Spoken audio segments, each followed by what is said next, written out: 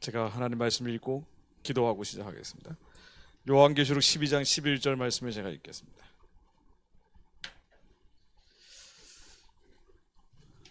요한계시록 12장 11절 말씀입니다.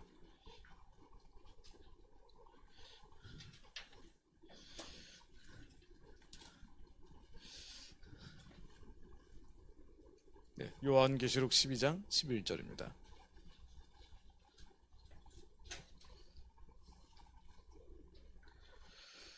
또 우리 형제들이 어린 양의 피와 자기들이 증언하는 말씀으로써 그를 이겼으니 그들은 죽기까지 자기들의 생명을 아끼지 아니하였도다. 어린 양의 피와 자기들이 증언하는 말씀으로써 그를 이겼으니 그들은 죽기까지 자기들의 생명을 아끼지 아니하였도다.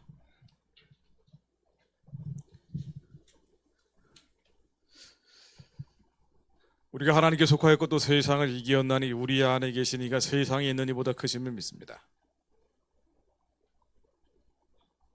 비바람이 몰아치고 때로는 폭풍우 속에 내동댕이 쳐 있는 것 같으나 우리 안에 계신 이가 하늘에 있는 것과 땅에 있는 것들과 땅 아래에 있는 모든 것들로 어떠한 기식 있는 것든 기식이 없는 돌과 나무와 풀뿌리마저도 예수 이름 아래 무릎을 꿇게 하셨으니 우리 안에 예수 그리스도 이름으로 죄와 피 흘려 싸워 이기는 자들 되게 하시며 세상을 이기는 자들이 되게 해주실 것을 믿습니다. 더 이상 율법에 얽매인 자들이 아니요 인과율에 매어 사는 자들이 아니라 보이는 것으로 들리는 것으로 감각하는 것으로 흔들리고 요동하는 자들이 아니라 성령에 따라 살며 성령에 따라 행하는 자들 되게 하시어 머리로 살지 않고 심장으로 심장 가운데 계신 성령님 이끌림 받아 사는 자들 되게 하시어 원수와 대적의 문을 취하며 정상원세 어둠의 세상 주관자 하늘에 있는 악의 영들과 씨름하여 이기는 자들 되게 해주심을 감사드립니다. 여기 모여있는 모든 이들 하나님의 아들 딸들 머리 위에 예수의 피 묻은 손으로 안수하여 주시어 그 피의 복음이 혈관에 따라 흐르게 하시며 관통하게 하시어 우리 힘으로 사는 게 아니라 우리 머릿속에 얄팍한 지식과 천박한 정보를 가지고 사는 것이 아니라 타락한 감정과 기분 따라 사는 자들이 아니라 머리가 아닌 심장으로 사는 자들 되게 하시어 세상을 이기는 자들로 주님 이 땅에서 하나님을 영화롭게 해드리는 자들 될 수 있도록 사용하여 주시기를 기도드립니다. 우리 심장 가운데 주신 주님의 선하고 기쁘고 온전하신 뜻이 무엇인지 살아가야 될 이유가 무엇인지 알게 하시며 그 부르심의 소망이 무엇인지 깨닫게 하시어 하늘에서처럼 이 땅 가운데 땅으로 만들어진 육신 가운데 우리 육신 가운데 하나님의 뜻이 드러나게 하사 아버지의 뜻대로 사는 자를 되게 하시어 예수님 다시 오시는 날 심판대 위에 그리스도의 심판석 위에 세워질 때 상황이 어렵고 힘들고 괴로웠음에도 불구하고 마지막까지 내가 준 뜻을 이루다 왔노라고 믿음의 선한 싸움을 싸우다 왔노라고 주님 칭찬받는 자들 될 수 있도록 의의 멸류관 마침내 쓰는 자들 될 수 있도록 하나님 저희들에게 기름 부어 주옵소서. 예수의 피가 아니면 죄와 싸워 이길 수 없사오니 그 피 가운데 잠기게 하시어 저희를 승리자들로 마침내 흉악한 자들을 이기는 자들 되게 하옵소서. 이 시대를 향한 하나님의 부르심의 소망이 무엇인지 깨닫게 해주실 것을 믿습니다. 예수 그리스도 이름으로 기도드립니다. 아멘. 네. 네. 아유 훌륭해요. 네.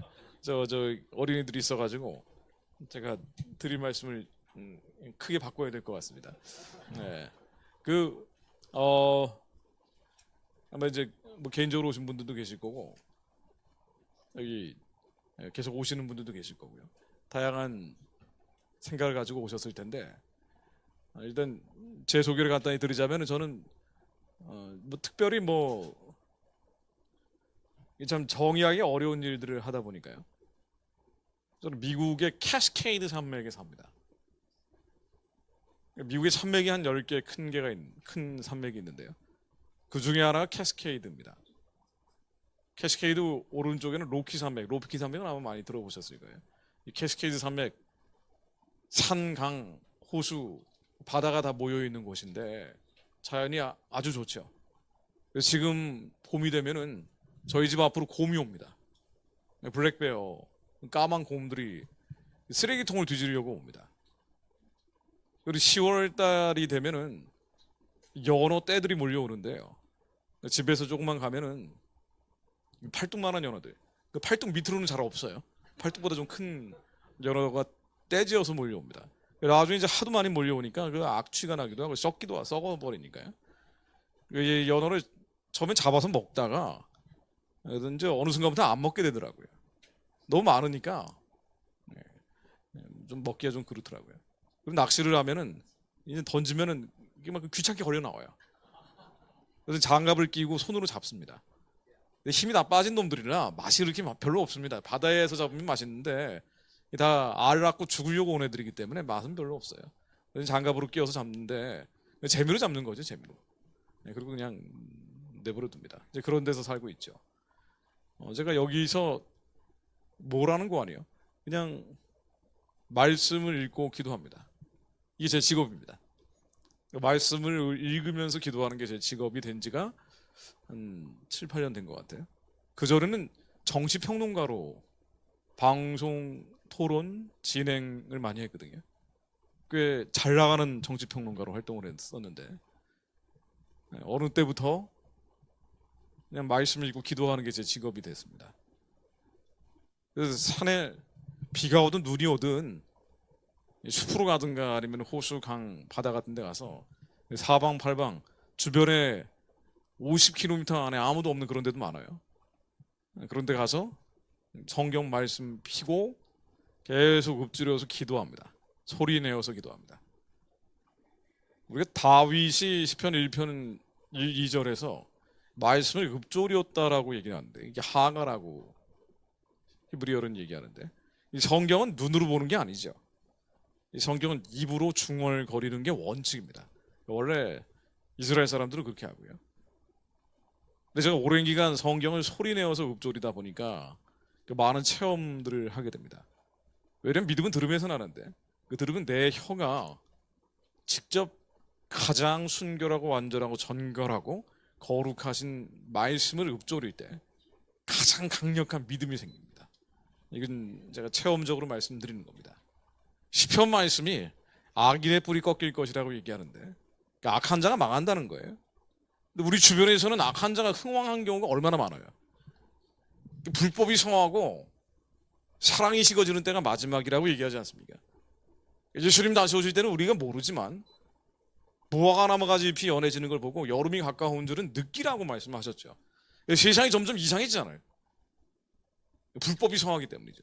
이 법은 하나님의 말씀이고 하나님의 말씀을 부정하는 너무나 많은 불법들이 성행을 하다 보니 악이 창궐하는 거예요. 그래서 악인들이 흥왕하고 뭐 한국도 마찬가지죠. 기빌성의 신이라고 섬기는 사람들이 주사파라고 부르는데 아니 어떻게 주사파들이 이렇게 많아요? 언제부터 이렇게 많아진 거예요? 이 80년대 이후로 벌어진 일인데 이번 선거를 거치면서 더 많이 국회에 들어갈 거라는 거 아니에요? 지금 계속 언론 보도에 나오는 거 아닙니까? 물론 국회 구성이 좀 바뀔 거라고 얘기는 하지만 지금은 여가 야보다 훨씬 적죠. 3분의 1밖에 안 되는데 그거보다 좀 늘어날 한 반반 정도 될 거라고는 얘기는 하지만 그럼에도 불구하고 선거를 거치면서 기위성을 신처럼 떠받들던 사람들이 더 많이 국회의원 금바지를 달 거라고 얘기를 하고 있어요. 그러니까 악인이 흥왕하는 겁니다. 얘기들이 있으니까 제가 참 부담스럽습니다만, 네. 이게 악한 사람들, 하나님을 모르는 사람들이 또 잘 나가는 경우가 많아요. 그런데 제가 말씀을 계속 읊조리다 보니까요. 그 중에 일부러 찍어가지고 유튜브로 올리는 거예요. 말씀을 계속 읊조리면서 기도하다 보니까 때로는 수천 명, 수만 명 모아놓은 것처럼 설교를 하기도 해요. 그럼 주변에 사람이 없으니까 공원 관리인이 지나가다가 막 한국말로 떠드는 거 보고 그냥 보고 가버려요. 신경도 안 씁니다. 미국 사람들이 가끔 지나간다 그래도 뭐 뭐지 하면서 그냥 가지 말리지는 않거든요. 아주 자유롭게 부르짖어서 기도할 수 있는 공간이죠. 근데 계속 하나님 말씀을 읊조리면서 날이면 날마다 뭐 한두 번도 아니고 여러분 지금 말씀으로 읊조리면서 하루 종일 기도해 보세요. 미칩니다. 미쳐버려요. 제가 예루살렘 가서 그 기도의 집에서 말씀으로 기도하는 것들을 많이 했는데 하루에 3시간을 말씀으로 기도하는 워치룸이라고 미시간 지온이라는 데 가서 기도하는데 기도하다가 울었어요. 왜냐하면은 20분도 못 넘어서 잡념이 일어나요. 이게 하나님 말씀을 온 마음과 힘과 뜻과 생명을 다해 사랑하라 그랬고 이 말씀이 곧 하나님인데 이 말씀이 하나님이잖아요. 하나님 어디 계십니까? 그러면 이 말씀이란 말이에요. 하나님 내가 힘들고 괴롭고 어려울 때 뭐하고 계셨습니까? 하면은 이 말씀이 곧 하나님이라고 요한복음 1장 1절에 나온단 말이죠. 그 말씀이 육신이 되어 이 땅에 예수 그리스도로 오셨고 예수 그리스도를 믿는 자들에게 생명의 말씀 그 자체가 우리 심장 가운데 오셨단 말이에요. 말씀은 우리 안에 있고 여기 있습니다.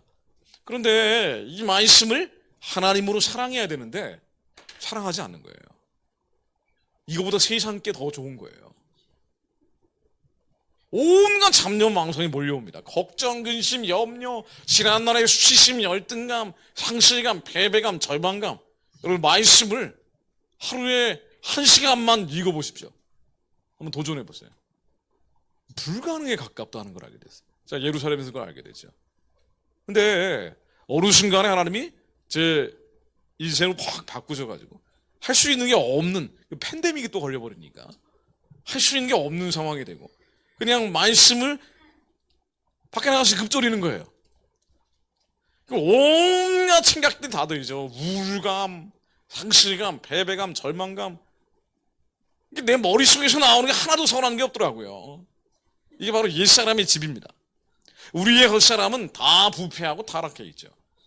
우리는 지식과 경험을 가지고 판단을 하려고 하지만은 우리 머릿속에서 일어나는 생각, thought, 감정, feeling은 하나도 선한 게 없어요.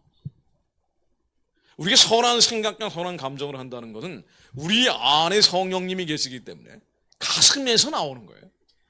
근데 대부분 머리로 사는 겁니다. 근데 이 심장과 머리를 유일하게 가려서 머리에 있는 더러운 생각, 감정, 기분을 진지어버릴 수 있는 것은 말씀밖에 없더라고요. 제가 20대 때 수도를 했습니다. 돌을 닦았어요. 진짜로 돌을 닦는 사람이었습니다. 저는 깨달음을 얻기 위해서 산천을 돌아다니면서 수행을 했어요. 법대로 들어갔는데 법대 들어간 3월 2일 날 집을 나왔습니다. 원해서 간 법대가 아니었기 때문에. 그리고 도 닦는 사람이라서 이게 한 소식 한다 그러면은 방방곡 꼭 안 돌아다닌 데가 없어요. 깨달음을 얻으려고. 산에 굴을 뚫어보기도 하고 기공, 명상, 참선, 요가 안 해본 게 없어요. 갈 때까지 갔습니다. 정말 저는 갈 때까지 가봤어요. 너무 진지한 구도자였기 때문에. 그러니까 지리산에 굴 뚫고 들어간 게 여러 번이거든요. 근데 이 목적은 뭐였냐면요. 이 마음을 다스리는 거였어요. 머릿속에서 떠오르는 수많은 물질적 혼란과 감각적 망상을 통제해 보려고 한 건데 절대로 불가능하거든요. 그러니까 산에서 수행을 하다 보면은 이게 이제 기운을 받는다 그러는데 접신하는 거죠. 수많은 영들과 접촉을 합니다. 그러면은 한번 확 하고 모든 영들은 악한 영이건 성령이건 애기들이 있으니까 참 제가 말씀드리겠죠. 이제 본론으로 들어갈 거 좀만 기다려요. 성령이나 악령이나 에너지가 있거든요. 그러니까 이불 스피릿 악한 영들도 파이어 에너지가 있습니다. 그러니까 사람에게 힘을 주는 거예요. 기비성에는 엄청난 악한 영들이 붙어 있을 겁니다. 그래서 에너지를 주는 겁니다. 세상의 위인, 영웅, 천재라는 사람들도 사실은 악한 신에 붙잡혀서 이 세상 신에 의해서 에너지를 받는 사람들이거든요. 그런데 이 에너지는 성령께서 주시는 에너지와는 비교가 안 된단 말이죠. 왜냐하면 성령님은 언제나 평안한데 악한 영들은 불안해요. 그러니까 아무리 많은 에너지를 받아도요, 우울감, 상실감, 패배감, 절망감에서는 벗어날 수가 없어요. 그래서 악한 신을 받아서 에너지를 받은 사람들은요, 영웅이 되기도 하고 위인이 되기도 하지만 언제나 불안하기 때문에 죽기를 두려워함으로 사단의 종노릇을 할 수밖에 없어요. 더 높은 곳으로 올라가야 돼요. 더 많은 것을 가져야 됩니다. 왜? 두렵기 때문에. 오직 성령님만이 평강을 주시거든요. 똑같은 에너지도 다른 거예요. 근데 이 마음이 다스린다는 게 결국 두려움에서 벗어나는 건데, 걱정, 근심, 염려와 수많은 과거의 쓴뿌리에서 자유로워지는 건데, 이게 세상의 신을 받으면 불가능한 거예요. 성신을 받아야 되는데 우리 기도가 안 될 때가 많잖아요. 문제가 생기면 오히려 기도는 더 안 됩니다. 그래서 그리스도인이라고 하지만은 세상 사람과 별 다를 바 없는 그리스도인들이 너무나 많고, 우리의 마음판은 상하고 아프고 병들어 있고, 이 병든 마음들이 죄를 지으려고 할 때마다 요한일서 3장 8절에 나오듯이 죄를 짓는 자는 마귀에게 속해버린단 말이죠. 근데 이 마음을 어떻게 다스리느냐? 이 상한 마음, 아픈 마음, 병든 마음, 수많은 스트레스에서 어떻게 벗어나느냐? 말씀 말고는 길이 없습니다. 우리가 말씀을 읊조릴 때 수많은 잡념 망상들, 걱정, 근심, 염려, 두려움, 자식 생각, 남편 생각, 사업 생각, 사역 생각, 수많은 생각들, 관계에서 틀어진 그 상처와 거절감과 섭섭함과 억울함과 원통함들이 계속 떠오를 때, 요놈을 잡는 길은 다른 방법이 없습니다. 하나님의 말씀을 좌우에 나이서는 것보다 예리하기 때문에 심령, 골수, 관절을 찔러 쪼개버려요. 오직 하나님의 말씀만이 영과 혼을 갈라서 우리 머릿속에 있는 더러운 것들을 오직 하나님의 말씀만이 깨버립니다. 그래서 악한 자가 망한다고 시편에 나오는데 도저히 악한 자가 망할 것 같지 않은 상황이에요. 환경의 현실입니다. 어느 순간에 강에서 기도하고 산에서 기도하고 바다에서 기도하고 사람들이 다니든 말든 그냥 혼자 그러고 있는 거예요. 잡념망상이 일면은 더 큰 소리로 막 읊조립니다. 그러다 부르짖어 기도도 하고, 그러다가 어느 순간에 믿어져요. 악인의 뿌리 꺾일 것이다, 이 말이 믿어지기 시작하더라고요. 김정은 세력은 망할 것이다, 이게 믿어지는 거예요. 추적파 피해서 저 산속에 있는 거니까 솔직히 정권이 바뀌어도 똑같아요. 뉴스만 보면은 답답하고 갑갑해서 머리가 터질 것 같은데 현실은 이렇단 말이에요. 여러분들의 현실은 그렇습니다. 그럼 나이가 들수록 꿈을 꾸지 못해요. 하나님이 준 꿈이 있는데 그 꿈이 안 믿어지는 거예요. 왜냐하면 지난날의 수많은 상실이 나로 하여금 꿈꾸지 못하게 하는 거예요. 그런데 하나님의 말씀이, 이 말씀만이 흑도관에서 단련한 은보다 더 깨끗하고 순결하고 정결하고 완전하고 거룩하기 때문에 이 거룩한 말씀이 이미 우리 안에 계시는데, 하나님의 말씀이 성경을 읊조리다 보면은 어느 순간에 말씀이 믿어져요. 예수님이 다시 오실 것을 믿습니다. 하나님이 대적하는 세력들, 하나님이 참칭하면서 성도들을 박해하는 세력들, 예수 그리스도의 이름으로 망할 것을 믿습니다. 믿는 자들이 입술로 선포할 때 하나님께서 역사하십니다. 근데 혼자 그렇게 기도하다 보니까 혼자 기도하기는 좀 그렇더라고요.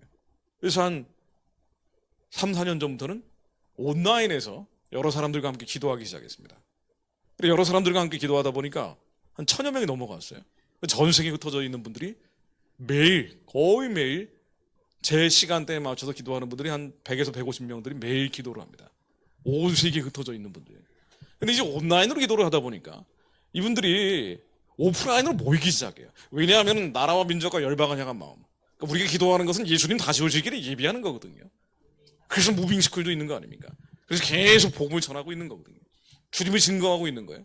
근데 이렇게 기도를 하다 보니까 내가 받은 마음이 좀 특이하다라고 생각했는데, 왜냐면 교회에서는 그런 생각하는 사람들이 없거든요. 근데 주변에서 그런 사람들이 있다는 걸 확인을 하게 되더라고요. 전 세계적으로 온라인으로 기도를 하다 보니까 이분들이 자발적으로 모여요.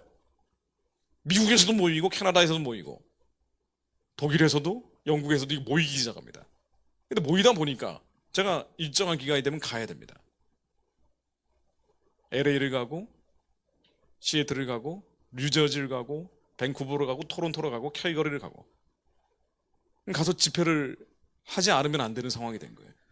혼자 기도하다 보니까 온라인으로 기도하고 오프라인으로 기도하고 모여서 기도하고 계속 부르짖어 기도하고, 그 기도하는 과정에서 하나님이 이 시대에 대해서 알려주시는 부분들이 있죠.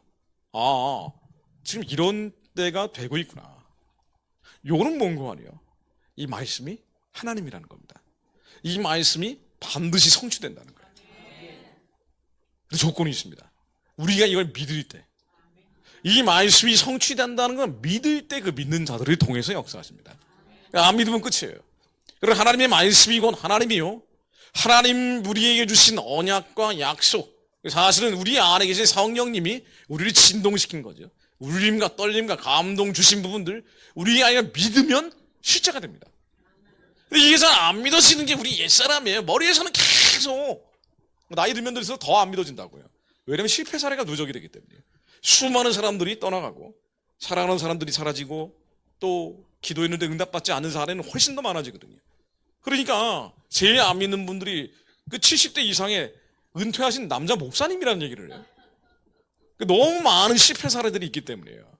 근데 관습적으로 믿는 척 할 뿐이지 실제로 안 믿는 경우가 많다는 거예요. 그럴 수 있습니다. 그래서 노인들은 꿈꾸지 못한다고 하는 거예요. 그런데 그 꿈을 꾸게 하는 게 하나님의 말씀입니다. 이 강력한 말씀이 입술에서 떠나지 않게 해야 돼요. 낮이나 밤이나 스트레스 받을 때, 걱정, 근심, 염려가 될 때 그냥 하나님 말씀 붙들이는 거예요. 이해하는 게 아니에요. 이해는 머리가 하는 겁니다. 성경에 뭐라고 나옵니까? 우리 안에 성령님이 깨닫게 해주신다 그러잖아요.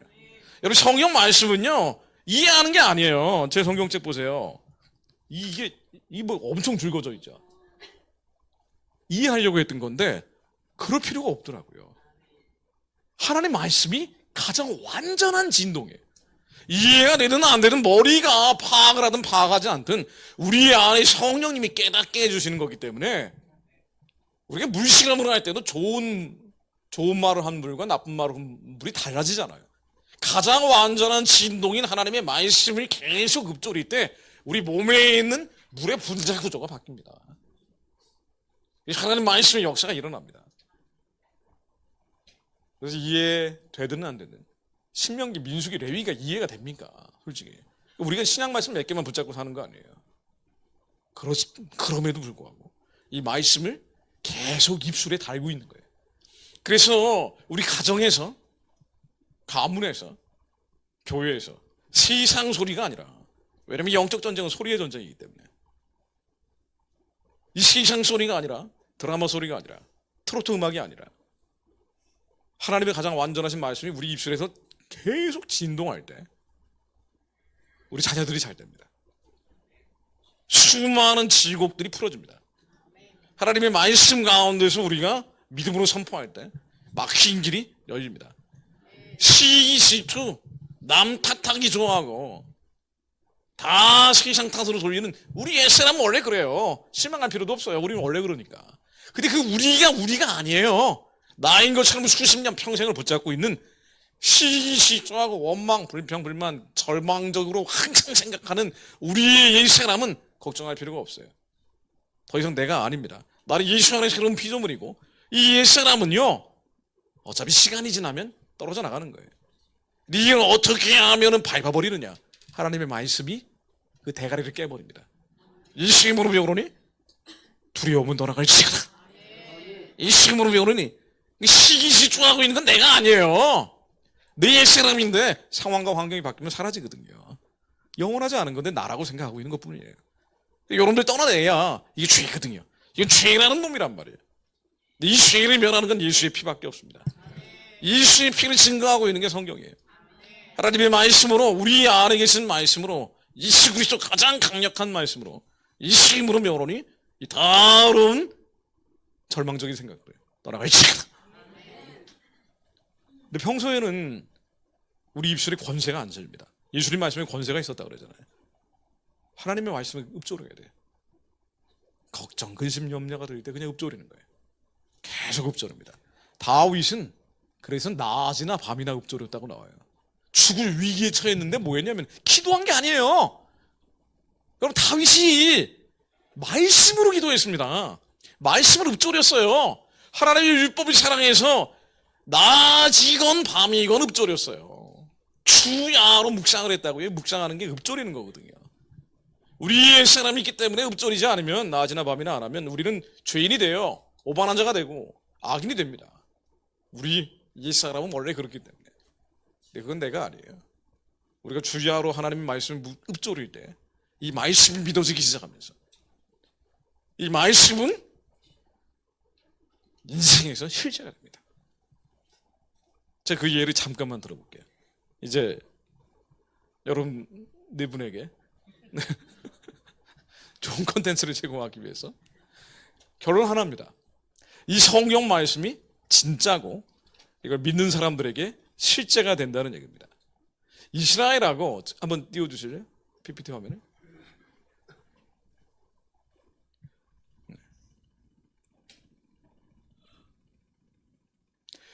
이스라엘과 한민족의 역사를 비교하면서 잠시 설명을 드려보려고 하는데요.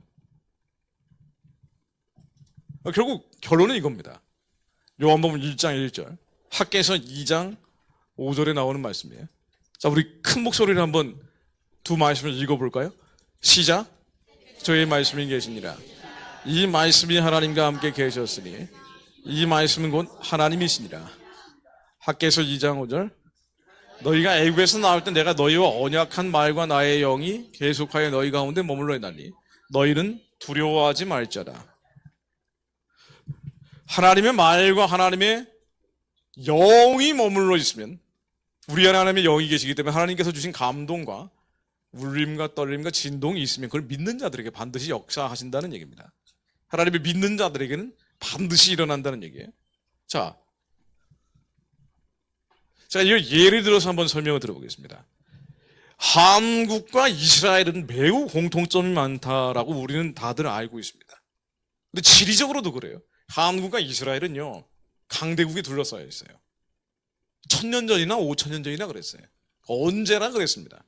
근데 이 강대국에 둘러싸여 있는 환경을 만드신 분은 하나님이세요. 우리의 환경은요, 하나님이 결정하시거든요. 사도행전 말씀 한번 읽어보죠. 시작. 인류의 모든 족속을 한 혈통으로 만드사 온 땅에 살게 하시고 그들의 연대를 정하시며 거주의 경계를 한정하셨으니 이는 사람으로 혹 하나님을 더듬어 찾아 발견하게 하려 하심이로되 그는 우리 각 사람에게서 멀리 계시지 아니하도다. 한국이 중국, 일본, 러시아라는 세계적인 강대국에 둘러싸인 곳에 위치하게 하신 것처럼 팔레스타인 땅도 마찬가지예요. 아수르, 바벨론, 애굽, 강대국에 둘러싸여서 한국이든 이스라엘이든요, 도대체 아무리 강한 나라가 나온다 그래도 주변 강대국들을 당해낼 수가 없어요. 이스라엘이든 한국이든 하나님이 아니면 살 수 없는 백성들이라는 얘기예요. 원래 그렇게 만들어져 있었다는 얘기입니다. 이게 전략적 요충지라 그래요. 해양 세력과 대륙 세력이 충돌하는 것입니다. 이 나라들은요, 이 성경에도 계속 반복적으로 나오지만 이스라엘은 복이 될 것이다라고 얘기하는데 이스라엘은 주변에 있는 나라들을 복음화시켜서 주리 모시기를 예비하도록 되어 있는 거예요. 그것이 예수님의 초림이 이스라엘 백성들을 통해서 이루어졌던 겁니다. 마찬가지로 한국도 마찬가지예요. 한국은 중국과 일본과 뗄래야 뗄 수 없는 관계고 이 나라들이 예수님 다시 오시기를 예비하도록 우리는 선교의 사명을 가지고 있는 거예요. 자, 이스라엘 한번 예를 더 들어보죠.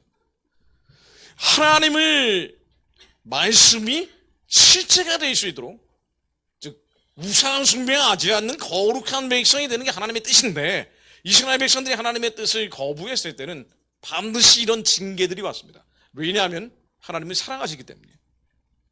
우리의 겉사람을 죽이기 위해서 속사람을 살려내기 위해서 시련, 환난, 고난이라는 풀물불에 넣어버리는 것처럼 하나님의 신과 하나님의 영이 머물러 있는 유대인들이나 130여 년 전에 복음의 씨앗이 와서 하나님의 영과 하나님의 신이 머물러 있는 한민족이나 마찬가지예요. 하나님이 사랑하시는 백성들은 내버려 두지는 않습니다. 아예 없이 버리지는 않고 무진장 고생을 시키는 거예요. 아예 그냥 천국으로 데려가면 좋은데 차라리 죽여주세요. 죽이진 않아요. 죽을 만큼 고생을 시킨다고요. 이게 성경에서는 칼과 기근과 연병이라고 표현되어 있습니다. 이것도 한번 읽어볼까요? 예레미야 29장인가요? 자, 시작. 칼과 기근과 연병으로 그들을 다르게 하시며 그들의 세계 열방 중에 더 학대를 당하게 하시리니. 예, 계속 읽어보시죠.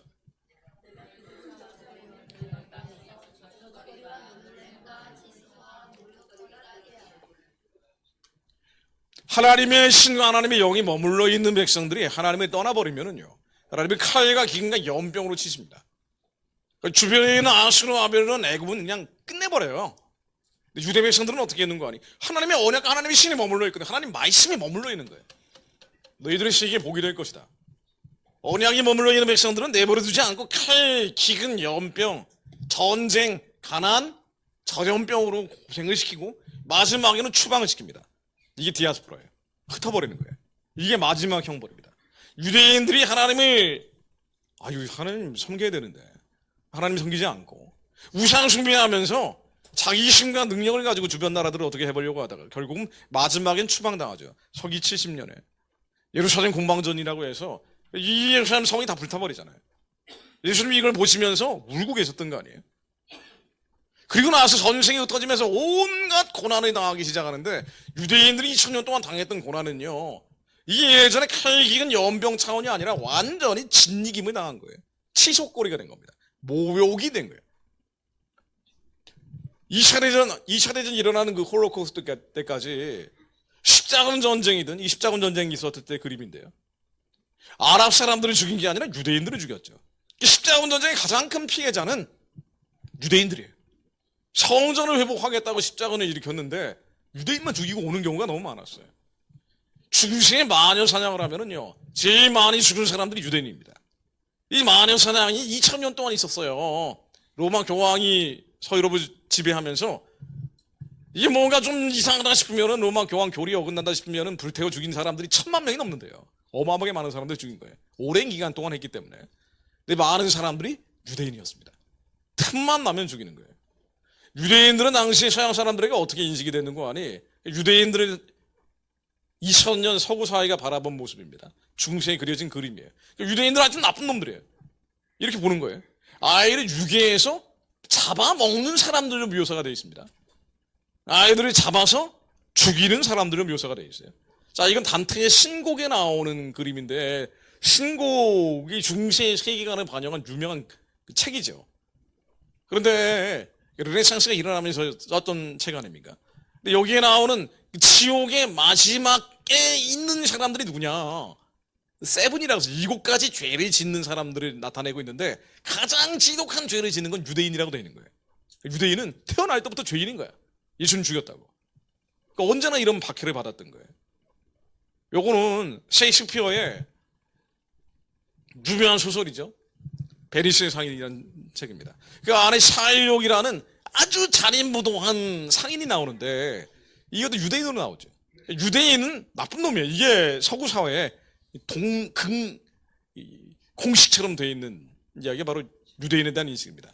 아주 심지어 종교개혁을 했던 루터까지도 이런 책을 썼어요. Jews and their lies라고 해서 유대인과 그들의 거짓말이라는 책을 썼는데 그들은 진짜 거짓말장이다. 피에 굶주린 개떼들이다. 왜 이렇게 됐냐면요. 유대인들이 잘못한 것도 있겠지만 하나님이 그렇게 하신 거예요. 그리고 유대인 입장에서 이해가 안 되는 거예요. 우리가 왜 이런 시련, 환난, 고난을 이유 없이 당해야 되는지 이해가 안 되는 겁니다. 하나님의 신과 하나님의 영이 머물러 있기 때문인데, 그게 하나님의 사랑 때문인데 그걸 인정하기가 어려운 거예요. 게다가 그들을 박해하는 것은 언제나 기독교라는 이름으로 가해졌습니다. 사단이 하나님께 돌아오지 못하도록. 왜? 하나님께 돌아온다고 약속이 돼 있거든요. 이 말씀이 하나님이니까. 말씀이 하나님이기 때문에 이루어지는데 이걸 이루어지지 못하게 하도록 사단은 계속 하나님이라는 이름으로, 사실은 교황도 가짜지만 하나님이라는 이름으로 유대인들을 박해하게 만든 거예요.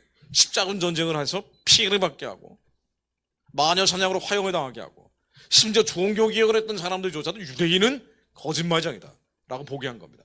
이 사람들이 하나님께 돌아오기 어려운 거예요. 삐져버렸어요, 하나님에게. 근데 이 삐져버린 사람들임에도 불구하고 하나님의 말씀은 살아 역사하시기 때문에 이 구약의 3분의 1은 유대인 회복에 대한 얘기예요. 하나님의 말씀은 살아있는 하나님 그 자체이기 때문에 유대인들이 다시 돌아오기 시작하는 거예요. 고토로 돌아온다고 돼 있잖아요. 회복된다고 돼 있잖아요. 근데 19세기 말에 1860년대 무렵부터 하나님이 아는 유대인이건 하나님이 모르는 유대인이건 심지어 개신교인, 메시아닉주가 된 유대인이건 유대교인인 유대인이건 간에 시오니즘이라는 걸 만들기 시작합니다. 이 시오니즘을 만들었던 주축이었던 돈줄이 됐던 사람이 로스차일드라고 유명한 사람이에요. 이 사람 돈으로 세계를 정복하라는 캐치프레이즈가 그거예요. 그래서 음모론에 항상 단골 소재로 나오는 사람인데 로스차일드마저도 시오니즘을 만드는데 결정적 기여를 하면서 이들의 모토는 뭐였냐면요. 야, 우리가 본토로 돌아가야 돼. 내가 하나님을 설령 믿지 않는다고 해도 우리야 이스라엘 옛날 땅 팔레스타인 땅으로 돌아가야, 그래야 더 이상 이런 시련 활란 박해는 없을 거야. 그래서 만드는 게 헤르칠이라는 사람을 중심으로 시오니즘 대회라는 걸 해요. 유대인들이 하나님의 말씀대로 실제로 모이기 시작한 거예요. 모일 수가 없는 환경인데. 개신교 목사였던 윌리엄 헤럴러 목사라는 분도, 이분은 개신교 목사임에도 불구하고 이 시오니즘, 우리가 고도로 돌아가야 하나님의 진정으로 섬기게 될 것이야, 예수님을 알게 될 것이야 라는 데는 다 동의를 한 거예요. 우리 시오니즘이 형성되면서 다시 옛날 이스라엘로 돌아가야 된다라는 그 믿음이, 말씀이 이제 다시 역사, 2000년 만에 역사하기 시작하는 거예요. 그리고 2차 대전 때 홀로코스트 유대인들이 600만 명이 히틀러에 의해서 살해당하잖아요. 그리고 나서 이젠 더 이상 안 되겠다, 전 세계 여론이 움직이는 거예요. 그래, 이 유대인들은 이 옛날 팔레스타인 땅에 모여놔야 그래야지 더 이상 이런 끔찍한 비극은 없겠구나. 미국이 지원을 하고, 결국 1948년도 5월 14일에 현대 이스라엘이 건국이 돼요. 아무도 예상을 못했던 일이에요. 2000년 동안 나라가 없었는데 추방당했던 디아스포라들이란 말이에요. 이 디아스포라들이 하나님 말씀이 실제가 될 것을 믿으면서 진짜 구약의 성취가 일어나기 시작합니다. 하나님 말씀이 실제가 되기 시작한 거예요. 왜냐하면 하나님 말씀이 곧 하나님이기 때문에. 악인의 뿌리 꺾일 것이다 라는 말씀이 믿으면 실제가 되는 거예요. 2000년 동안 온갖 고통을 당하던 유대인들이 이제는 하나님의 약속이 실제가 되게 해 주십시오라니까 진짜 실제가 된 거예요. 그건 기적입니다. 현대 이스라엘 건국은 기적이에요. 지금도 유대인들은 하나님을 대적하고 있습니다. 이게 한 번에 다 넘어가버리네. 이게 하나씩 넘어가야 되는데. 자, 어쨌든 간에 왜 이스라엘을 회복을 해야 되느냐, 왜 우리가 마지막 최종적인 목적지가 이스라엘이냐면요, 유대인들은 내버려두면 하나님을 대적합니다. 2000년 동안 하나님이라는 이름으로 시련과 환난과 고난, 박해를 받았기 때문이에요. 사단은 이걸 악용을 하는 거예요. 그래서 공산주의 만든 게 누구예요? 유대인들이에요. 마르크스가 유대인이고, 계몽 철학이라고 해서 개신교로 기독교로 부정하면서 나왔던 어웨이큰이라는 세상 초등학문이 결집된 게 계몽 철학이거든요. 이 계몽 철학자들 보면 대부분 유대인들입니다. 지금도 하나님에 대적하는 희한한 이론들 만들어내는 사람들 보면 유대인들이 정말 많아요. 머리가 좋은 민족이고, 하나님에 대한 섭섭함과 원통함이 있고, 하나님이 대적하는 것들을 만들어내는 거예요. 러시아 혁명, 공산주의 혁명을 1917년에 했을 때 볼셰비키 혁명이라고 그러잖아요. 마르크스의 공산주의 이론을 가지고 실제 공산주의 혁명을 했던 게 저 왼쪽에 있는 스탈린, 레닌, 볼셰비키 이런 사람들인데 다 유대인이죠. 그러니까 러시아 혁명을 했던 사람들, 간부, 국장급 이상들의 90몇 %가 유대인이에요. 유대인들의 혁명이었어요. 근데 이게 마르크시즘인데, 이 마르크시즘을 한 사람들이 유대인들이에요. 이거 가지고 가짜 유대인이다 얘기하지만은, 왜냐면 진짜 유대인은 사랑해야 되고 가짜 유대인은 사랑하고 싶지 않으니까 그러지만 진짜 그렇지는 않고요. 다 유대인입니다. 유대인들이 하나님에 대한 섭섭함과 원통함과 억울함이 있기 때문에 이런 일들을 벌이는 거예요. 그런데 이 유대인들이 나중에 마르크시즘이 동유럽하고 러시아는 공산화시켰는데 서유럽은 공산화를 못 시키니까 1968년도에 육파 혁명이라는 게 일어났어요. 파리 소르본느 대학을 중심으로 네오마르크시즘이라는 게 나왔다고요. 마르크시즘을 새롭게 변통을 한 거예요. 그러면서 우리가 서유럽을 공산화시켜야 되는데 왜 서유럽이 공산화가 안 되느냐? 봤더니 이게 가정이 그대로 있으면 공산화가 안 된다는 거예요. 우리가 원전으로 다시 돌아가보자. 원래 텍스트가 어떻게 되어 있는지 한번 보니까 마르크스가 썼던 공산당 선언에는 가정을 해체하라는 얘기가 나와요. 왜냐하면은 자본주의 사회가 유지되는 거는 이 자본주의 가정이 있기 때문이라는 거예요. 이한 이여가 결합하고 있으면 절대로 자본주의가 안 무너진다고 돼 있어요. 마르크스가 그렇게 얘기를 했다고요. 그러네 하면서 이 네오 마르크시스들이, 새로운 공산주의자들이, 야, 우리가 가정 개념을 놓쳤네. 가정을 해체해야 돼. 그래야 공산화가 될 거야. 라고 하면서 어떻게 가정을 해체할 것이냐? 남자와 여자의 경계를 없애면 된다고 결론을 내린 거예요. 이게 젠더입니다. 동성애 개념이 나온 거예요. 이걸 해야 남자 여자 경계가 없어지고 가정이 해체되고 공산화된다. 그래서 실제로 이들이 모여가지고요, 온 유럽에 있는 공산주의자들이 모인 거예요. 어떻게 하면 프랑스, 독일, 영국 같은 나라들, 종교개혁을 했던 나라들, 이 나라들을 공산화시킬 거냐? 결론이, 야, 동성애야. 차별금지법 만들어야 돼. 이걸 해야 가정이 해체가 되고, 이걸 해야 교회가 해체가 되고, 이걸 해야 공산화가 돼. 우리가 이걸 놓쳤어. 얘네들이 이제 공통 언어로 썼던 게 뭐냐면은요, 벨기에 사람도 있고, 프랑스 사람도 있고, 이탈리아 사람도 있고, 막 모였을 거 아니에요. 공산주의자들이. 유럽에서 다 모였단 말이에요. 공용어가 히브리어예요. 유대인들이니까. 유대인들이 내버려두면 이래요. 그래서 이 네오 막심을 가지고 젠더 철학을 만들어 진짜 막 퍼뜨리기 시작하니까, 이게 이제 교회 안에 파묻어 들어가니까 이게 교회가 막 속수무책으로 무너지는 거예요. 서유럽 사회는 무너져 가는 겁니다. 교회가 해체되니까. 지금도 젠더 철학을 가장 앞장서서 주장하는 주디스 버틀러라고 UC 버클리 교수 있는데 유대인 있죠. 유대인들이 이래요. 하나님 왜 이 말씀을 하셨는 거예요? 유대인이 돌아올 것이다. 고토로 돌아올 것이다. 유대인들이 회복돼야 된다. 너희는 반드시 주 예수의 어서 오시옵소서 해야 된다. 왜 그러냐면요, 내버려두면 하나님이 대적합니다. 내버려두면 온갖 적그리스도 이론들을 만들어내는 게 유대인들이에요. 지금도 텔아비브, 이스라엘의 행정수도가 텔아비브 아니에요. 거기 4분의 1이 동성애자죠. 가장 동성애자가 많은 곳이에요, 거기가. 온 세계의 세속주의자들이 이스라엘로 모입니다. 사실은 지금 현대 이스라엘에 하는 일들도요, 도저히 상식적으로 받아들이기 어려운 일들은 많이 해요. 그런데 왜 하나님이 이스라엘을 특별하게 선택을 했느냐? 하나님의 영과 하나님의 신이 여전히 머물러 있기 때문에. 하나님 명령하셨기 때문에. 우리 이성과 지성과는 상관이 없는 겁니다. 말씀이기 때문에 우리는 믿고 따르는 거예요. 자, 그러면 왜 이런 말씀을 하셨을까라고 굳이 생각을 해보면, 이제부터 생각을 해보는 거예요. 하나님 이렇게 얘기하셨죠. 주님이 이렇게 얘기하셨죠. 그들의 넘어짐이 세상의 풍성함이 되며 그들의 실패가 이방인의 풍성함이 되거든. 하물며 그들의 충만함이리요. 하나님이 대적했던 이스라엘 사람들이 넘어져서 이방으로 복음이 전해졌어요. 온 세계 교회가 만들어졌는데, 이렇게 복을 받았는데, 만일 이들이 하나님께 돌아오면 얼마나 더 많은 복을 받겠냐는 거예요. 그렇죠. 머리 좋은 사람들이 하나님 대적하는 이론만 만들어내다가 이들이 드디어 주 예수에 어서 오시옵소서 하면 얼마나 복이 되겠냐는 거예요. 그래서 주님이 이 말씀을 하시는 거예요. 결론은 말씀이 곧 하나님입니다. 하나님의 말씀이 1.1획도 틀린 게 없어요. 번역 과정에서는 틀릴 수 있어요. 그러나 원본은 틀릴 수가 없는 겁니다. 그래서 우리는 이 말씀이 곧 하나님을 믿으며 계속 읊조리면서 기도하는 거예요. 이 말씀이 실제가 될 것을 믿습니다. 나의 유일한 피난처가 오직 하나님 한 분뿐임을 믿습니다. 아무리 어려운 일을 당해도 주님이 우리에게 피할 길을 주실 것을 믿습니다. 하나님이 경외하는 자들이 줄이지 않게 하실 것을 믿습니다. 일용할 양식을 주실 것을 믿습니다. 근데 안 믿게 하는 게 우리 옛사람이니까 이걸 계속 말씀으로 깨는 거예요.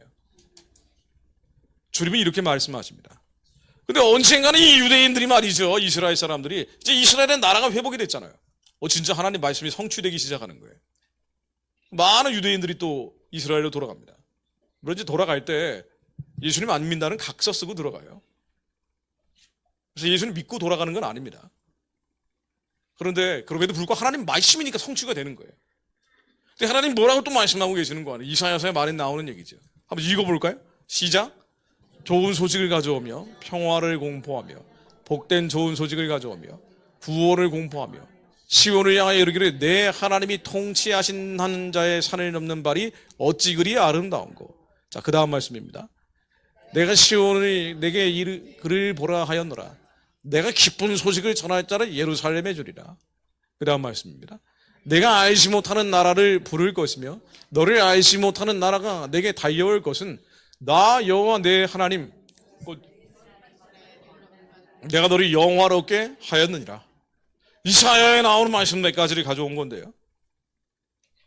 유대인들에게 반드시 올 거라는 걸 누군가 복음 전하는 사람들이 온다는 거예요. 오는데 이게 옆에서 오는 게 아니라 멀리서 온대요. 산이 넘어서 온대요. 떼거지로 몰려온대요. 어디선가 산을 넘어서 멀리서 떼거지로 몰려올 것이나 말씀이 곧 하나님이기에 우리 이 말씀이 실제가 될 것을 믿습니다. 누군지 모르겠지만 때가 되면은 많은 사람들이 아니 이스라엘이 모르던 나라 이 말씀이 선포될 때 이사야 시절에 전에 이스라엘 사람들이 모르던 사람들이 저 멀리서 산에 넘어가지고 떼거지를 몰려와서 예수만이 그리스도입니다 라고 전할 것을 믿습니다. 말씀이 하나님이기 때문에 실제로 이런 일들이 일어날 겁니다. 자, 이제 우리 민족 역사를 한번 잠깐 들어가 볼게요. 하나님의 말씀과 하나님의 신이 머물러 있으면요, 예수 그리스도는 어제나 오늘이나 동일하시기 때문에 말씀이 사라지지 않아요. 우리가 정확한 예언을 받으면 그 예언은 성취가 됩니다. 근데 왜 안 성취될 때가 더 많고 예언 틀렸어요 라고 하는 경우가 많냐면요, 멸시하는 경우가 많은 거 아니에요? 안 믿기 때문이에요.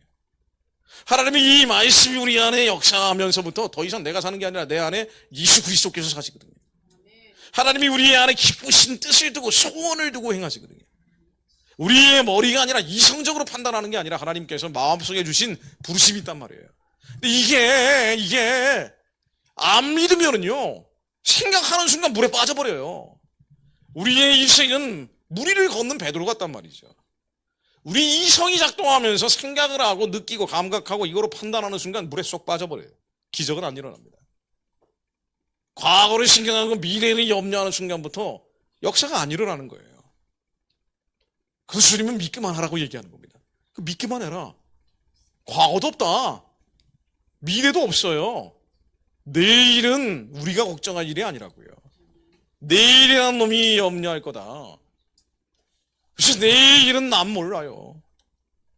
오늘을 사는 게 현재 성령님 안에 사는 거란 말이죠. 주님은 이 민족에게 하나님의 언약과 하나님의 신을 부으십니다. 130여 년 전에 서양 선교사들을 통해서 5,000년 동안 사실은 한민족은 사라질 위기가 너무 많이 처해 있었어요. 여진족, 거란족, 말갈족, 숙신족 다 사라졌어요. 우리 역사책에 나오는 외세들은 사실은요 지금 없어요. 중국 사람들은 그런 사람들이 아닙니다. 한족이고 본토에 있던 사람들이에요. 그러니까 우리 옆에서 계속 시달리게 했던 그 강대한 민족들이요, 이게 흔적도 없이 사라져 있어요. 뿌리를 찾을 수 없을 정도로. 근데 한민족은 살아남았어요. 5,000년 동안 960번 외침을 당합니다. 아니 5년에 한 번씩 외침을 당했던 백성들인데 이 살아남은 것 자체가 기적이에요. 하나님이 언젠가 이 백성들을 쓸 때가 있다라고 보셨겠죠. 그래서 아마 이방 계시를 통해서 하나님이 이 민족을 향한 부르심을 두셨을 거라고 생각이 됩니다. 그런데 이 백성들에게 드디어 130여 년 전에 하나님의 말씀과 하나님의 신이 선포되기 시작해요. 당시 언더우드, 아펜젤로 수많은 서양 선교사들이 와서 뭐라고 얘기했는 거 아니? 당신들은 버림받은 백성들이에요. 그러나 예수만 믿으면 하나님이 반드시 사용합니다. 언더우드 선교사가 했던 얘기예요. 이 백성들이 예수만 잘 믿으면 중국을 전도하게 될 겁니다. 일본을 전도하게 될 겁니다. 그래서 영적인 삼각형을 이룬다 그랬어요. 이 한민족이 돼서 하나의 예수 안에 한민족이 돼서 시리즈의 복음을 전하게 될 겁니다. 일본의 남은 자, 중국의 남은 자와 함께 복음 들고 땅끝까지 뻗어간다는 얘기예요. 그래서 이 백성들은 보이는 거, 들리는 거, 감각하는 것으로 실망할 필요가 없습니다. 1904년도에 일사조약 맺어지기 2년 전에 언더우드 선교사가 영국 에딘버러예요. 제가 지금 집회한다고 했던 그 에딘버러에서 세계 선교대회를 하는데 이렇게 얘기합니다. 조선의 선교 상황을 보고할 때 이게 마른 장작에 불 붙는 것처럼 복음이 번져갑니다. 지금은 아무것도 아닌 것 같지만 이 나라가 언젠가는 하나의 크리스찬 국가가 돼서 복음을 전하는 나라가 될 겁니다. 보이는 것으로 판단한 게 아니에요. 하나님의 말씀과 하나님의 신이 이 땅에 머물러 있는 걸 안 거예요. 이 말씀을 믿는 자들이 반드시 하나님의 언약을 하늘에서처럼 이 땅 가운데 이룰 거라고 믿음으로 선포한 겁니다. 1910년도 6월 달에 한일합방 되기 2달 전입니다.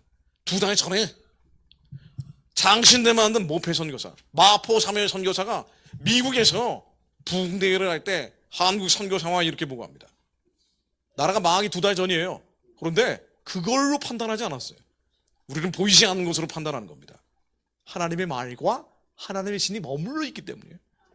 그렇게 기도했기 때문이에요. 조선이라는 나라는 참 특이한 나라입니다. 지금 야산의 불처럼 복음이 번져갑니다. 나라가 망해갈 때 야산의 불처럼 번져가는데 이 나라는 언젠가는 영적인 강대국이 됩니다. 이승만이 1913년도 나라 망하고 3년 뒤에 한국교회 핍박이라는 책에서 나라가 망했는데 다들 절망하고 있을 때 이 땅의 나라는 사라졌지만 하늘의 나라를 구하는 사람들이 있습니다. 하나님의 말과 하나님의 신이 머물러 있는 거예요. 그 말과 신이 머물러 있으면 두려워하지 마라. 하나님께서 반드시 금돈의 것이요 은돈의 것이요 사용하신다. 이 말씀을 믿는 사람들이 일어난 거예요. 그래서 지금 나라가 망했는데 저기 북한도 지방에 만주 지방에 복음을 전하는 조선 사람들이 그렇게 많습니다. 우리가 교회 일에만 전력을 다하면, 우리가 복음만 잘 전하면 언젠가는 하나님이 땅의 나라를 회복시킬 텐데, 땅의 나라가 회복되면 그때는 중국을 전도하고 일본을 전도하고 세계 평화를 전하는 나라가 됩니다. 이승만이 했던 얘기예요. 이승만이.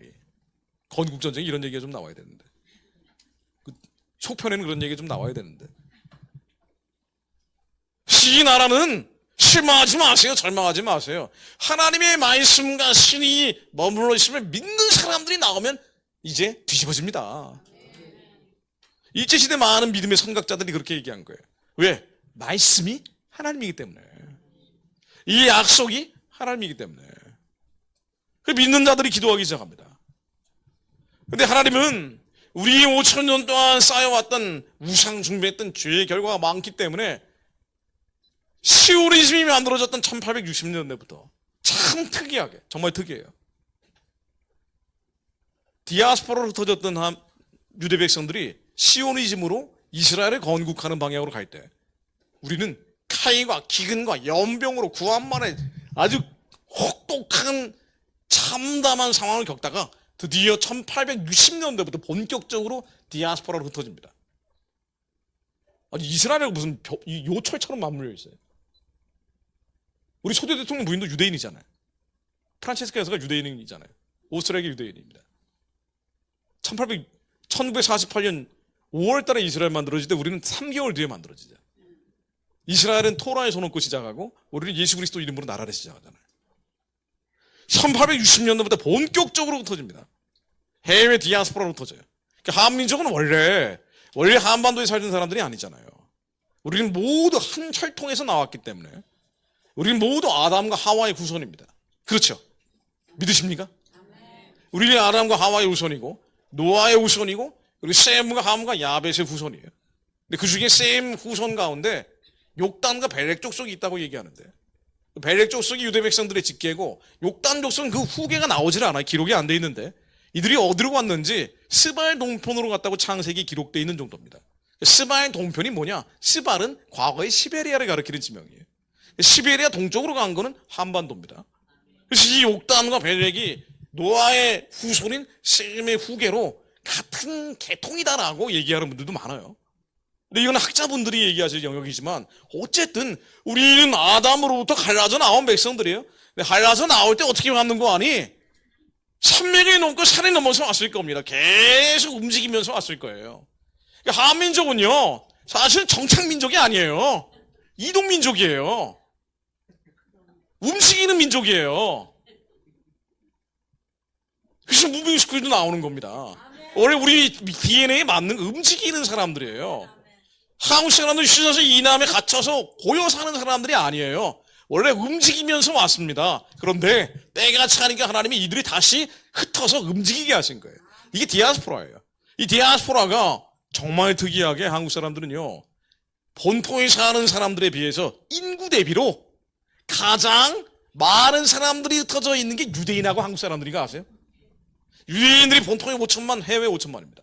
한국은 본토에 5천만, 해외 1,000만이에요. 중국 사람들은 그렇게 본토에 비해서 많은 사람이 흩어져 있지 않아요, 화교들이. 본토에 14억이나 있으니까. 근데 유대인들은 러시아나 유럽, 미국 특정한 지역에 모여 사는데 한국 사람들은 가장 많은 지역에 흩어 삽니다. 그러니까 한국 사람들은 가만히 있지 못해요. 흩어져서 살고 이동해야 삽니다. 이동하면서 살아야 그래야 안 싸워요.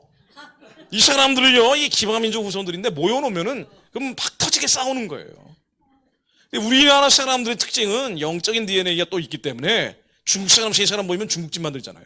일본 사람 3사람 모이면 전자제품 만든단 말이죠. 근데 우리는 3사람 모이면 교회 만들어요. 우리가 원래 그런 사람들이에요. 근데 이런 사람들이 이제 1860년대부터 흩어버리기 시작한 거예요. 디아스포라가 되기 시작한 겁니다. 그래서 지금 만주에 가서 조선족 200만이 되고 고려인들이 100만 넘게 시베리아 땅에 머물기 시작합니다. 근데 이게 이제 너무 좀 위험하다고 생각하니까 중국이나 러시아 당국이 계속 흩어버렸죠. 그래서 여기서 브라디보스톡 위에 라지도리의 노예프라는 러시아 역을 가면은요, 거기서 고려인들을 태워가지고 저 카자흐스탄 지방, 예전 다 소련이니까 스탈린이 강제로 이송했던 출발점이에요. 이 기차 타고 가면서 수많은 사람들이 죽어나가는데 죽은 사람들이 10,000명이 넘는데요. 그러니까 얼마나 많은 사람들이 모여 살았다는 얘기예요. 그러니까 이게 디아스포라가 눈물의 단어라고요. 피눈물을 흘리며 살았던 게 흩어진 사람들이에요. 근데 이 한국 사람들이 흩어지면서 그 중에 대표적인 사람이 이승만입니다. 이승만은 디아스포라죠. 본토에 없던 사람, 본토가 아니라 해외에서 35년을 살았어요. 김구 선생도 35년 동안 해외에 있었잖아요.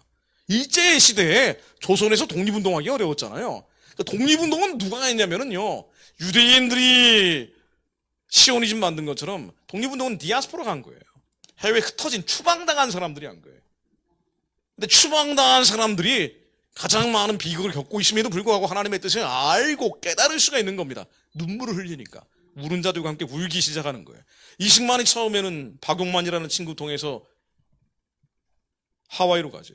그리고 이 사람 뭐였냐면요, 딱 2가지 했습니다. 이승만이 외교 독립 운동을 했다고 얘기하는데 그건 가끔 하는 거예요. 가끔 하는 겁니다. 평소에 뭐 하냐면 뭐 했겠습니까? 평소에 학교였어요. 애들 가르쳤어요. 그리고 교회에 있습니다. 이분이 원래 목사가 되려고 추천서 받아서 간 사람이에요. 근데 부모님들이 강제로 결혼시켜가지고 이혼을 했거든요. 부인하고 정이 없으니까. 그래서 나는 죄 지은 사람이라고 목사 안수를 안 받았어요. 신학 공부를 했는데. 그래서 설교를 했습니다. 하와이를 중심으로 교회를 세워서 설교를 하고, 목사들이 있지만 사실은 이승만의 제자들이에요. 그리고 아이들을 가르쳤어요. 그리고 어떤 기회가 있으면 모여서 워싱턴 DC에 가서 외교 독립 노선을 취한 겁니다. 그리고 이 해외 디아스포라들을 중심으로 1910년에 한일합방 내고 나서 야, 이 민족이 회복돼야 돼. 왜? 선교해야 되니까. 이 마음이 있을 거 아닙니까? 기독교인들 사이에는. 그리고 드디어 1910년 19년 3월 1일 날 3.1운동이 벌어지고 3.1운동 후에 기독교인들이 출석이 돼서 한 거 아니에요. 기독교인들이 당한 건 아니죠. 민족대표 33인 가운데 한 절반 정도가 기독교인입니다만은 다른 종교 사람들도 있었어요. 그런데 이게 워낙 탄압이 심하니까 기독교인이 중심이 됐던 건 부인할 수 없는 사실이에요. 평양에서 만세운동이 시작된 것도 찬송가 부르면서 나왔잖아요. 청년들이. 기독교 운동이에요. 3.1운동은. 총 쏘고 있는데 죽을 각오로 간 거예요. 유감순 열사도 정동제 교회에서 밤새 오르간 뒤에서 기도하다가 주님 음성 듣고 가잖아요. 고향으로 내려간다고요. 그러니까 기독교 운동과 3.1운동, 독립운동은 같이 갑니다. 그리고 상해 임시정부, 노령 임시정부, 한성 임시정부, 이 임시정부가 해외에 흩어져 있는 것까지 다 모여서 3.1운동 후에 상해 임시정부로 모이는데, 이때 이 디아스포라들이 모여서 눈물을 흘리던 사람들이 헌법을 만들 때 뭐라고 만드냐면요, 이 나라는 신의 국의 의사에 의해 건국됐다. 하나님이 세웠다라고 한자로 적어놔요. 기독교인들이 중심이 되니까. 이 나라는 하나님이 반드시 세우는 나라가 될 것이다. 정부 강도들이 선언을 할 때 이렇게 얘기합니다. 신의 국의 건설에 귀한 기촌이라. 그러니까 이 나라 하나님이 세우는 나라가 될 것이다. 왜냐면 언더우드가 얘기한 것처럼, 벤젤러가 얘기한 것처럼, 모페이 얘기한 것처럼, 이승만이 얘기한 것처럼 우리가 세울 나라는 이제 우상 숭배 안 해요. 하나님만 섬기는 백성이 돼서 복음 전하는 나라가 돼야 된다. 이 이승만이 1913년도 아까 제가 인용한 한국교회 핍박에서 이 나라는 동쪽에 이스라엘과 같다라고 표현해놨죠. 동쪽에 이스라엘이라는 표현이 나와요. 이승만이 그런 얘기를 했다고요. 우리 초대 대통령이 그런 사람이에요. 그래서 이 복음을 들고 우리 선교하는 나라가 된다. 특히나 미주에 있는 교포들은요, 미주 교포들이 사실은 지금 미주 교포들은 잘 사는 사람들이고요, 먹고 살만하죠. 근데 당시의 미주 교포들은 사탕수수 농장이라든가 혹은 하인, 서번트 형태로 갔단 말이에요. 이런 사람들이 한 푼 두 푼 모아가지고 1달러 2달러 모아가지고 독립운동 자금이라고 이승만한테 줬어요. 이거 가지고 산 거예요. 이승만은 강연하면서 산 겁니다. 혼자 그냥 독신이었으니까 특히나 그 작은 방 같은 데 산 거예요. 근데 우리가 왜 이런 활동들을 하느냐? 우리가 아는 목적은 하나다. 나중에 3.1운동이 있고 3.1운동의 임시정부의 헌법에 신의 국외의사에 의해 나라가 세워졌다고 얘기를 하고 민주 교포들은 마지막까지 이승만하고 함께 기도를 했습니다. 이승만이 절망할 만한 때 그렇잖아요. 1년도 아니고 35년을 제가 7년 숲에서 기도하고 있는데 35년을 이러고 있었으니까 완전히 이게 보통 사람 미쳐버린단 말이에요. 그런데 마지막까지 함께 기도하는 사람들이 그 해외 디아스포라였어요. 미주 교포들이었습니다. 한인 동지회라고 모임을 만들었어요. 이 동지회가 도시마다 있었습니다. 지저스 웨이브 도시마다 집을 만들고 있는 것처럼 도시마다 있었어요. 그리고 이 사람들이 나중에 워싱턴 DC에 가가지고 우리는 이래서 독립을 하려고 합니다. 그 목적은 이겁니다라고 뭐라고 얘기하냐면요. 우리의 주장은 하나님 앞에 율법 앞에 떳떳한 것이고 우리의 목표는 일본의 군정을 끝내는 것이고 자유를 회복하는 것이고 이건 뭐 당연한 거죠.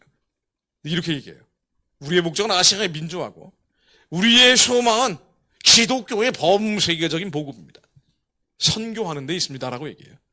이게 35년 이들이 버티게 한 힘이에요.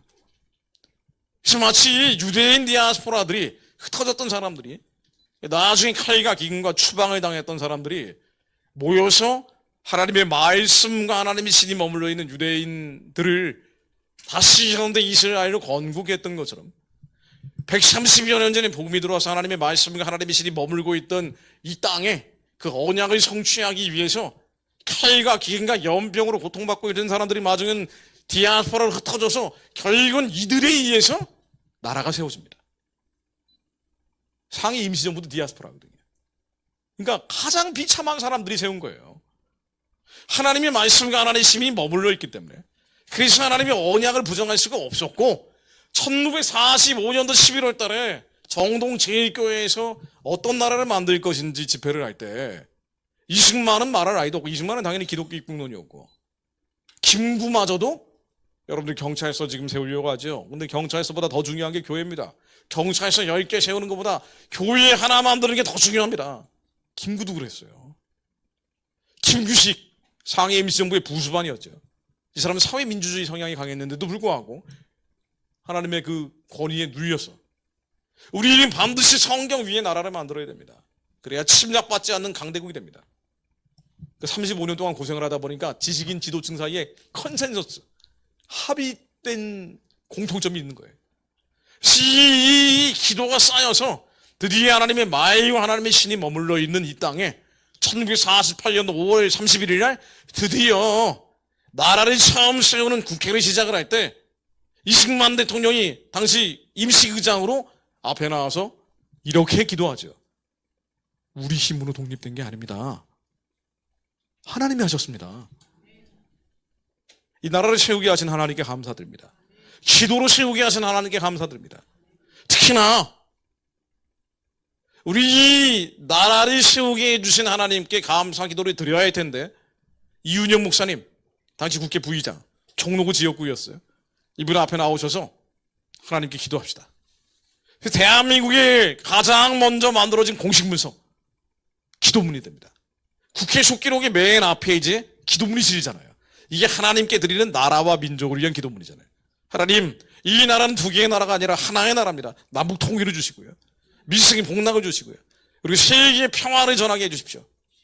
신생 독립국의 세계 평화를 얘기합니다.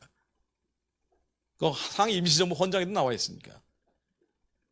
미주 교포들이 워싱턴 DC에 호소문에도 나와 있는 내용이니까 35년 동안 뭔가 명분이 있어야 버틴단 말이에요. 하나님이 주신 명분을 가지고 버틴 거예요. 그게 세계 선교입니다. 우리 세계 선교하는 나라 되게 해주십시오. 수많은 위경과 위난을 기도하면서 지난 70여 년 버텨온 거예요. 그래서 하나님의 말씀은 하나님이고요. 하나님의 말씀을 믿는 자들이 있으면 하나님이 그 약속을 성취하십니다. 하나님의 약속은 이렇게 다시 한번 명령하고 계세요. 이스라엘을 회복되는데 오디션과 예수님을 아는 백성들이 산을 넘어서 멀리서 올 거다. 이동하면서 올 거다. 무빙하면서 올 거라는 거예요. 가만히 있질 않고. 움직이면서 계속 온다. 지금 코로나 시대 거치면서요, 예수님 다시 오시기를 예비할 수 있는 교회가 어디에 있을까 생각해 보면요, 한국 교회 말고는 없습니다. 우리가 한국이 아무리 엉망진창이라고 보지만 헬조선이라고 그러잖아요. 정말 나쁜 데이터가 높아요. 자살률, 음주, 흡연, 온갖 나쁜 것들이 한국이 데이터가 높지만 그럼에도 불구하고 여전히 살아 숨쉬는 교회들이 여기저기 있기 때문에 코로나 3년 거치니까요, 이게 젠더 쓰나미에 교회들이 다 무너져 버리는 거예요. 온 세계 교회들이 다 쓰러져 가는데 마지막까지 방파제 지키고 있는 나라는 한국밖에 없습니다. 그래도 선교지에서 순교적으로 선교하고 있는 사람들은 한국 사람들이에요. 참 한국 사람들이 지도계가지고 말이에요. 이스라엘 전쟁 났는데 이스라엘 가서 예루살렘 회복해낸다고 기뻐하는 사람들, 한국 사람들이. 코로나 끝나면서 제일 먼저 들어간 목사님들이 제가 아는 목사님들입니다. 이스라엘에 제일 먼저 들어간 분들이. 그 한국 사람들은 이게 하나님께 받은 부르심인 걸 알기 때문이에요. 예수님 초림이 유대인들을 통해 가능했다면 예수님의 재림은 땅끝까지 복음이 전해져야 되는데 땅끝까지 복음을 전하기 위해서 가만히 있지 않고 계속 이동하면서 복음 전하며 주님을 증거할 교회는 한민족 교회입니다. 이스라엘 회복을 위해서도 저 산을 넘는 발이 될 수 있는 가장 유력한 대상은 한국 사람들이에요. 아마 한국 사람들이 북한을 열고 북한에 버림받은 사람들을 회복시키면 이 사람들이 만주와 시베리아로 달려갈 거예요. 그럼 200만 조선족들이 살아납니다. 지금 70만 되는 고려인들이 살아날 거예요. 근데 다 흩어져서 많지는 않아요. 거기 있는 사람들이. 이 사람들이 살아나서 중국과 러시아로 퍼져갈 겁니다. 중국의 14억 인구가 깨어날 거예요. 그럼 깨어난 인구들과 함께 카자흐스탄, 우즈베키스탄, 키르기스탄으로 넘어갈 거예요. 이 이스라엘 국가를 지나서 아랍을 지나서 예루살렘까지 함께 달려갈 겁니다. 그래서 예수님 다시 오실 거예요. 하나님이 이 말씀과 하나님의 신이 여전히 이 땅에 머물러 있다고 계속 믿는 자들에게 감동을 주십니다. 이 말씀이 실제가 될 것을 믿습니다. 김정은 세력들이 아무리 창고를 한다 그래도 악인의 뿔이 꺾어질 것을 믿습니다. 마지막으로 가고 있는 발악이 있다 해도 하나님이 말씀으로 한번 더 위임하시면 북한의 우상 숭배의 진이 전쟁이 아니라 평화적으로 무너질 걸 믿습니다. 이스라엘 무릎에 오르니 김일성 우상 숭배 세력들은 이번 4월 10일 총선에서 영적인 무덤 속으로 들어가 있지어다. 그들의 뿔이 꺾어질지어다.